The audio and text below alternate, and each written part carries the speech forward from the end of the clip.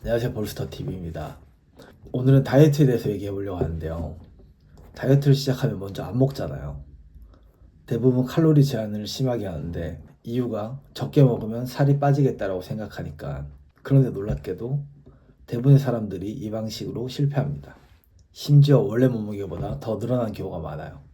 이게 왜 그러냐면 단순히 먹는 양을 줄이면 우리 뇌는 이제 영양이 부족해지겠구나 라고 판단하고 신진대사를 낮춰버립니다.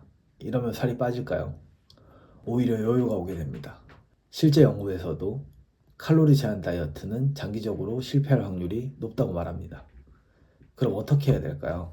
저는 이 방법으로 3달 만에 9kg 감량에 성공했어요. 놀랍게도 의도했던 것도 아니었어요. 영상을 끝까지 본다면 왜 이렇게 해야 하는지 다이어트에 대한 생각이 확 바뀔 거예요. 바로 알려드리겠습니다. 제가 실천한 방법은 간헐적 단식과 단백질 우선 섭취입니다. 간헐적 단식은 특정 시간에만 음식을 섭취하고 나머지 시간 동안은 공복을 유지하는 방법인데요. 대표적인 방법은 16대8 단식입니다.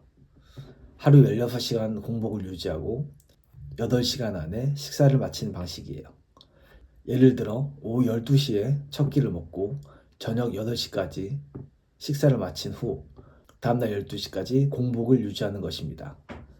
이 방법을 활용하면 신진대사가 과도하게 낮아지는 것을 막으면서도 지방이 효과적으로 소모가 됩니다. 그리고 음식 섭취 시 단백질을 먼저 섭취해 보세요. 시드니 대학교 루벤하이머와 신슨 박사 연구에 따르면 단백질 섭취량이 부족하면 몸이 단백질을 채우기 위해서 더 많은 음식을 섭취하려 하고 결국 체중이 증가한다고 말합니다. 그리고 공복 시간 동안 물, 커피, 차 같은 무칼로리 음료를 섭취하면 배고픔을 이기는 데 도움이 됩니다. 왜 단순히 칼로리 제한보다 간헐적 단식이 더 나을까 생각할 수 있잖아요. 그 이유는 크게 3가지로 볼 수 있습니다. 첫 번째 이유는 우리 몸의 향상성과 적응 신진대사 때문입니다. 우리 몸의 일정한 상태를 유지하려는 성질이 있는데 섭취 칼로리를 줄이면 지금 에너지가 부족하구나 라고 인식하고 신진대사를 낮춥니다. 문제는 시간이 지날수록 몸이 적응해서 에너지는 더 절약하는 상태로 바뀌고 그렇게 되면 같은 양을 먹더라도 살이 잘 빠지지 않는다는 겁니다.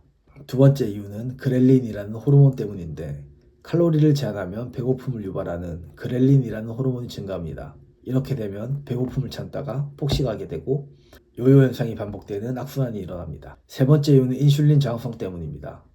오랜 기간 칼로리를 제한하면 인슐린 감수성이 떨어지고 지방을 저장하려는 성향이 강해집니다. 특히 설탕같이 당이 많은 음식은 인슐린 저항성을 더욱 악화시키고 지방을 쉽게 축적하려는 환경을 만듭니다.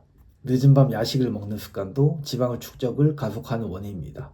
이런 현상을 극단적으로 보여준 사례가 있는데 1944년 미네소타 기아 실험입니다. 36명의 참가자가 하루 1570칼로리만 섭취한 채 6개월 동안 실험을 진행했는데 그 결과 체중은 25%가 감소했지만 신진대사가 급격히 저하되고 실험 종료 후 대부분 요요 현상을 겪으며 원래 체중으로 돌아갔습니다. 결국 극단적인 칼로리 제한은 단기적으로는 효과적일 수 있지만 장기적으로는 건강을 해치고 유지하기 어렵다고 말합니다. 그렇다면 칼로리 제한이 꼭 나쁜 방법일까요?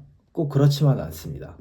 한 연구에서는 50대 이상 참가자 60명을 두 그룹으로 나누어 실험을 했는데 한 그룹은 걷기 운동만 했고 다른 한 그룹은 걷기 운동과 함께 칼로리 제한을 병행한 실험을 했습니다. 그 결과 칼로리 제한을 병행한 그룹이 4kg 더 감량하는 효과를 보였습니다. 단순히 칼로리 제한이 아니라 운동과 함께 진행했을 때 더 나은 결과를 얻을 수 있다는 이야기입니다. 결론입니다. 식사를 할 때 먼저 단백질을 섭취하세요. 혈당 조절이 원활해지고 포만감이 오래 지속되어 폭식을 예방할 수 있습니다. 간헐적 단식을 실천하세요. 신진대사가 과도하게 낮아지는 걸 막고 지방을 효율적으로 사용할 수 있습니다. 이제 다이어트 방법이 좀 더 명확해지셨나요? 운동을 병행한다면 훨씬 더 효과적으로 다이어트를 할 수 있을 겁니다. 무작정 굶는 식단은 버리고 지속 가능하게 체중을 관리하세요. 영상이 도움되셨다면 구독을 눌러주세요. 더 좋은 정보로 찾아오겠습니다. 듣고 나세요.